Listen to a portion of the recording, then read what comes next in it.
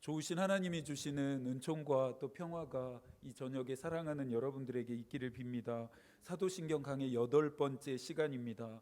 사도신경에 나와 있는 고백들을 살펴가면서 우리는 신앙의 유익을 얻고 있습니다. 저 역시도 말씀을 준비하면서 주님이 주시는 은혜들과 만나고 있습니다. 사도신경의 힘은 내용을 단순히 고백하는 데에만 있지는 않습니다. 고백대로 살아가는 삶 속에서 또 고백이 삶이 되게 하려는 애씀과 노력 안에서 참된 하늘의 능력은 나타납니다. 사도신경뿐만 아니라 우리가 믿고 있는 모든 믿음의 내용들이 그렇습니다. 그리스도인들은 우리의 삶이 메시지가 되게 하는 사람들이어야 합니다. 오늘은 하늘에 오르사 전능하신 하나님 우편에 앉아 계시다라고 하는 내용을 살펴보도록 하겠습니다. 사도행전 1장 9절입니다. 이 말씀을 마치시고 그들이 보는데 올려져 가시니 구름이 그를 가리어 보이지 않게 하더라.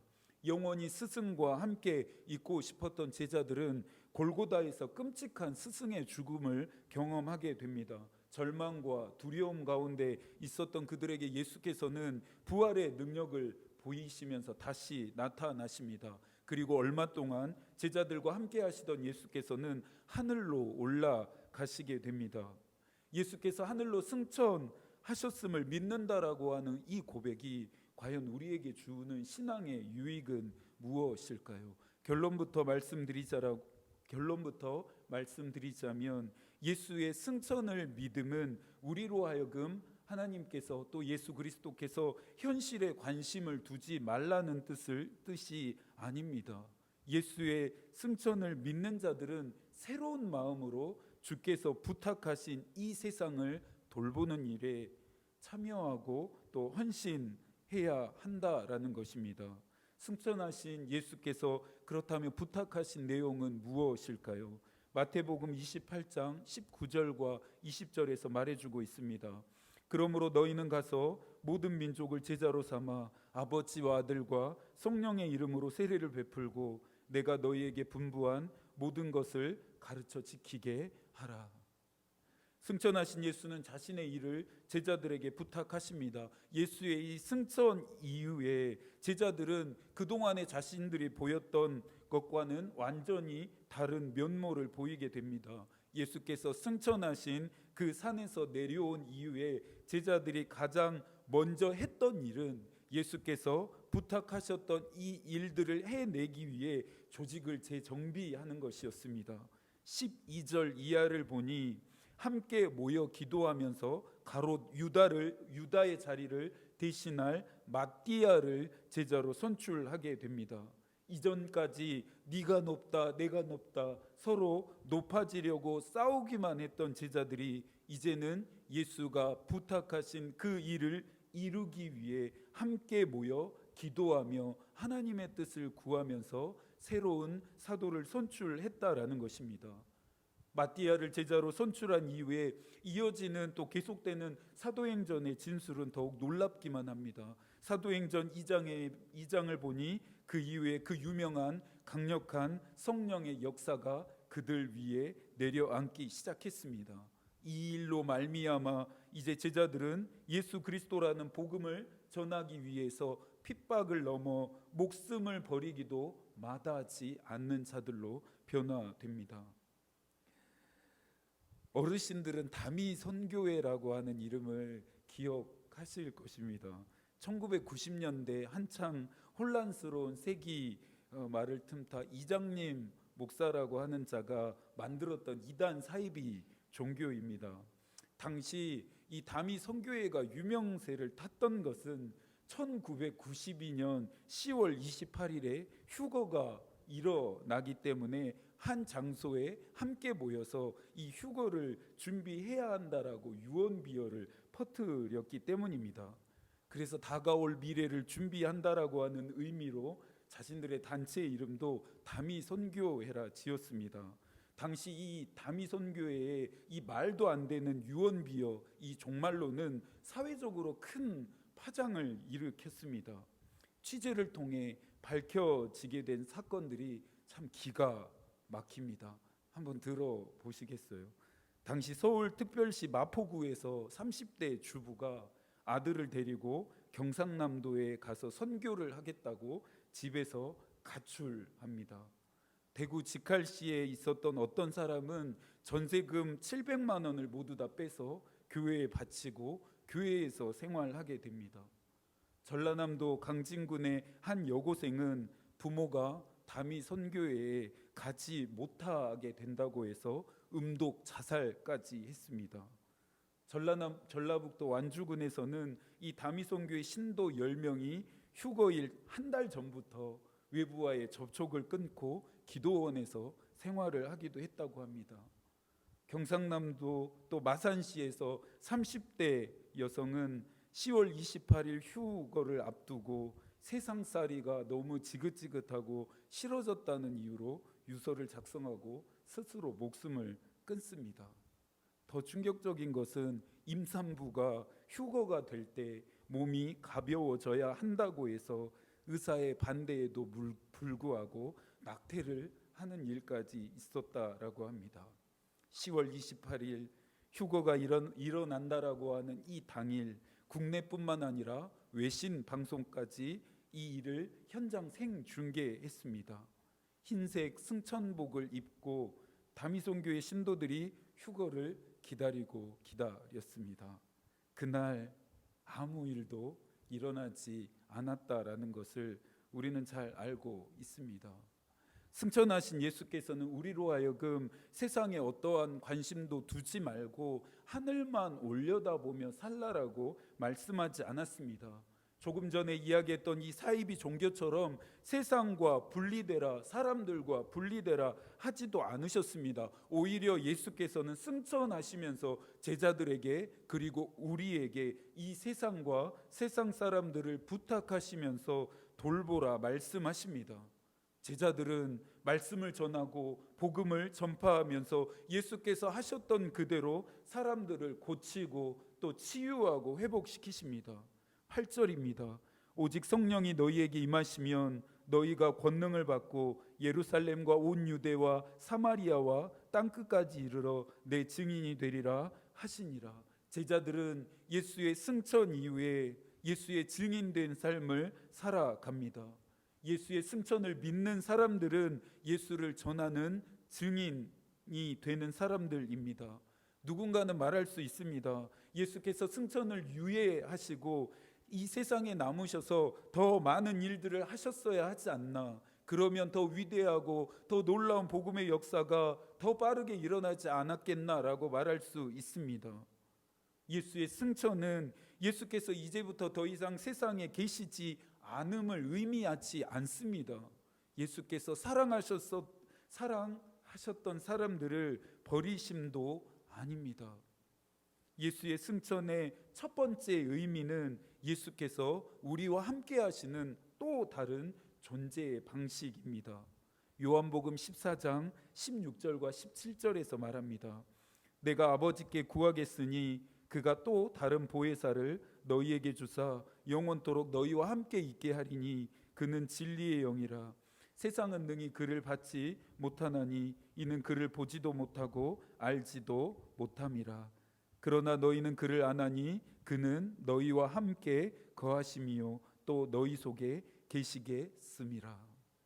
예수의 승천 이후에 누가 우리에게 찾아옵니까? 성령이 우리에게 찾아오십니다. 성령도 하나님이십니다. 성령은 하나님과 예수 그리스도의 또 다른 존재의 모습입니다. 예수께서 당신의 사람들을 떠나시거나 버리신 것이 아니라 성령이라고 하는 새로운 존재의 방식으로 그들과 영원히 함께 하십니다. 새로운 존재의 방식으로 함께 하셔야만 하는 이유, 그렇게 하신 이유는 이들로 하여금 하나님의 나라의 증인이 되기 위함입니다. 하나님의 나라가 확장되어져 가게 하기 위함 때문입니다. 그러면서 예수의 승천이 가지고 있는 두 번째 의미는 지위와 능력의 회복입니다. 예수의 십자가의 이 죽으심이 낮아지심이었다고 한다면 승천은 높아지심인데요. 이 예수의 승천은 신학적으로 중요합니다. 왜냐하면 예수께서 이 승천하심은 십자가를 지시기 위해서 포기하셔야 했던 하나님 되시는 지위와 능력을 다시 회복하셨음을 의미하고, 이것은 곧 하나님 우편에 앉으셨다라고 하는 내용과 긴밀하게 연결되어지기 때문입니다. 히브리서 4장 14절에서 말합니다. 그러므로 우리에게 큰 대제사장이 계시니 승천하시니 곧 하나님의 아들 예수시라. 우리가 믿는 도리를 굳게 잡을지어다. 이스라엘의 절기 중에 대속죄일이라고 하는 절기가 있습니다. 구약시대 이스라엘 백성들의 절기 중에서 가장 엄숙하고 거룩하게 이 대속죄일은 지켜졌습니다. 이스라엘 백성들은 신년의 시작을 약 10일 동안 회개의 기간으로 시작한다라고 합니다. 이 회개의 기간의 마지막 날이 바로 이 대속죄일입니다.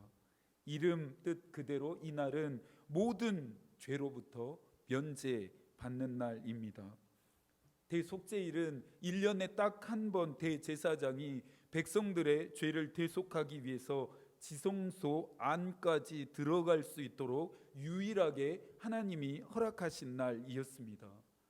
예수께서 승천하셔서 하나님의 오른편에 앉아 큰 대제사장이 되신 다음은 죄사함의 은총을 우리가 언제든지 받을 수 있음을 의미합니다.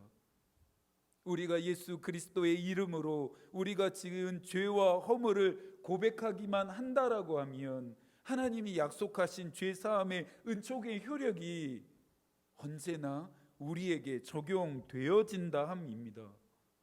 예수 그리스도를 통해서 하나님의 보좌 앞으로 우리는 단번에 나아갈 수 있게 되었음을 의미합니다. 예수의 이 능력과 영광이 언제나 우리의 삶 가운데 계시되어지고 나타날 수 있다라는 것을 의미하는 것이 예수의 승천이 담고 있는 함의입니다. 골로새서 3장 1절에서 말합니다. 그러므로 너희가 그리스도와 함께 다시 살리심을 받았으면 위의 것을 찾으라. 거기는 그리스도께서 하나님 우편에 앉아 계시느니라. 승천하신 예수께서 하나님 오른편에 앉으셨다 말합니다. 왼편에 앉으셨다 말해도 됐을 일이었습니다. 어느 쪽에 앉은들 상관없다 할 수 있습니다. 하지만 유독 성서는 오른쪽이라고 하는 이 위치를 중요하게 이야기하고 있습니다. 그 이유는 성서에서 말하고 있는 이 오른쪽의 상징은 지위와 능력의 상징이 되기 때문입니다. 하나님의 오른편은 특별히 창조되어진 천사들조차 허락받지 못한 자리입니다. 하나님이 그 누구에게도 허락하지 않고 내어주지 않으신 자리입니다. 승천하신 예수께서 능력과 영광으로 하나님 오른편에 앉게 됩니다. 원래 그 자리의 주인이 예수 그리스도였습니다. 하나님의 이 오른편은 오직 죄와 사망의 법을 이기신 승리하신 어린 양 되시는 그분의 것이었습니다. 요한계시록 5장 12절에서 요한은 말합니다. 죽임을 당하신 어린 양은 능력과 부와 지혜와 힘과 존귀와 영광과 찬송을 받으시기에 합당하도다. 하나님의 오른편에 예수 그리스도께서 앉으신 일은 합당한 일입니다. 합당한 자리에 주인이 앉음을 말미암아 요한은 모든 능력과 부와 지혜와 힘과 존귀와 영광과 찬송이 그분에게 돌려짐이 마땅한 일이다라고 이야기하고 있습니다. 예수께서 승천하셨고 또 하나님의 오른편에 앉으셨다라고 고백하는 것은 이 모든 것을 우리가 인정하고 이 모든 것을 믿겠다라고 하는 믿음의 고백이 됩니다. 이것을 인정하는 것만으로, 이것을 믿는 것만으로도 우리가 얻게 되는 은총은 놀랍습니다. 하지만 승천하신 예수께서 하나님 오른편에 앉으셔서 하시게 되는 사역이 더 놀랍습니다. 로마서 8장 34절에서 바울은 말합니다. 누가 정죄하리요? 죽으실 뿐만 아니라 살아나신 이는 그리스도 예수시니 그는 하나님 우편에 계신 자요 우리를 위하여 간구하시는 자신이라. 지위와 능력을 회복하신 예수가 하나님 오른쪽에 앉으셔서 우리를 위해 무엇을 하신다 바울은 말합니까? 간구하신다 이야기하고 있습니다. 우리를 위해 그분이 하나님의 오른편에 앉으셔서 기도하고 계신다라는 것입니다. 예수 그리스도께서 십자가에서 죽으신 것만이 저와 여러분을 위해 하신 일이 아닙니다. 부활하심도 승천하심도 오른쪽에 앉으심도 모두 다 예수께서 사랑하시는 저와 여러분을 위한 일 때문입니다. 그분이 오른편에 앉으셔서 저와 여러분을 위해 오늘도 기도하고 계십니다. 이 사실이 우리에게 얼마나 큰 힘과 또 희망이 되는지 모르겠습니다. 토마스 아퀴나스는 예수의 승천하심을 믿음으로 말미암아 우리가 얻게 되는 유익이 세 가지가 있다라고 말합니다. 첫째는 예수의 승천하심은 우리를 하나님의 나라로 인도하신다입니다. 요한복음 14장 2절에서 우리를 위하여 예수 그리스도께서 하늘로 승천하신 이유는 거처를 위해 처소를 준비하고 예비하러 가기 위함이라고 말씀하셨습니다. 우리가 스스로 갈 수 없는 길을 몸소 예수께서 먼저 가시면서 그 길을 열어주셨습니다. 이것이 의미하는 바가 무엇입니까? 우리로 하여금 땅을 바라보지 말고 땅에 소망을 두지 말고 위의 것을 바라보며 하나님 나라에 대한 소망을 가지고 살라라고 하는 의미입니다. 우리가 최종적으로 영원히 살게 되는 곳은 이 땅이 아니라 하나님의 나라이기 때문이죠. 탐욕과 정욕으로 인해 썩어질 땅의 것에 매몰되지 말고 영원한 하나님 나라에서 누리게 될 신령한 복을 구하며 살라라는 것입니다. 땅을 향해 내려앉고 있었던 여러분의 눈을 들어 하늘을 바라보실 수 있기를 바랍니다. 둘째로 예수의 승천하심은 하나님의 오른편에 앉으셔서 마귀의 고발과 정죄를 무력화시킵니다. 마귀는 우리를 멸망시키려고 합니다. 어떻게 해서든지 우리와 하나님의 관계를 깨트리려고 합니다. 하나님이 주시는 복과 은혜를 우리가 얻지 못하게 합니다. 그래서 마귀는 고발과 정죄를 멈추지 않습니다. 얼마나 끈질기고 집요한지 모르겠습니다. 어떻게 해서든 우리와 하나님의 관계를 깨트리기 위해서 발악을 합니다. 그러나 승천하신 예수 그리스도께서 하나님 오른편에 앉으셔서 우리를 위해 하나님 앞에 우리 대신 우리를 위해 변호해 주신다 말씀하십니다. 요한일서 2장 1절을 보니 의로우신 예수 그리스도가 하나님 앞에서 우리의 대언자가 되신다 말합니다. 마귀는 계속해서 고발하고 정죄하겠죠. 저 사람은 구원받을 자격이 없습니다. 하나님, 저 사람은 은혜와 복을 받을 만한 공로가 없다라고 계속해서 고발하고 정죄하겠지만 이러한 마귀의 고발과 정죄를 무력화시키는 분이 누구십니까? 예수 그리스도께서 우리를 대신해서 하나님 앞에 우리를 대신 변호해 주신다 말씀하십니다. 예수님이 우리를 위해 하시는 일입니다. 하나님이 우리에게 베푸시는 은혜는 우리의 자격과 공로에 의해서 받게 되는 것이 아니라 예수 그리스도를 통해 그분의 보혈의 능력을 통해 십자가의 사역을 통해서 받게 되어집니다. 마지막으로 예수의 승천하심은 우리의 마음이 언제나 예수께로 향하도록 이끕니다. 마태복음 6장 21절을 보니 참 재미있는 말씀이 있습니다. 내 보물이 있는 곳에 내 마음도 있다라고 하는 말씀입니다. 사람들은 누구나 귀하고 또 소중하게 여기는 것에 마음이 가 있게 돼 있습니다. 꼭 값비싼 가치가 있는 것만이 아니더라도 자신이 보물이라 여기는 것들을 가장 많이 생각하게 되어 있습니다. 여러분이 요즘에 가장 많이 생각하는 것은 무엇입니까? 여러분의 마음속에 가장 많이 자리를 차지하고 있는 것은 어떤 것인지 한번 생각해 보시면 좋겠습니다. 조금 전에 읽었던 골로새서 3장 1절을 통해 예수 그리스도와 함께 부활했다면 위의 것을 추구하라고 바울은 우리에게 권면합니다. 바울이 이렇게 권면하는 이유가 무엇입니까? 우리의 내면에, 우리의 영혼에, 우리의 삶 안에는 땅의 것으로 가득 차 있고 땅의 것만을 추구하는 삶을 살아가고 있기 때문입니다. 하늘에 승천하신 예수 그리스도를 믿는 이 믿음에 대한 고백은 자꾸만 땅을 향하게 되는 우리의 영혼을 끌어올려서 하늘과 잇대어지게 만들어 줍니다. 예수 그리스도와 연결되어지게 합니다. 하나님의 오른편에 앉으신 그 예수 그리스도 옆에 우리가 앉게 합니다. 주께서 가르치신 기도 강의 시간에 성서적인 하늘에 대한 개념을 설명해 드렸습니다. 예수께서 승천하신 하늘은 자연적인 하늘의 의미이기보다는 은유입니다. 예수께서 승천하셨고 하나님의 보좌 오른쪽에 앉으셔서 우리를 위해 위대한 일을 행하심을 믿고 고백한다라면 그곳이 바로 하늘입니다. 고백되어지는 모든 순간 우리는 우리를 위해 일하시는 예수 그리스도와 강력하게 연결되어지게 됩니다. 이 고백을 하는 곳이 우리의 가정이라면 우리의 가정은 곧 하늘이 됩니다.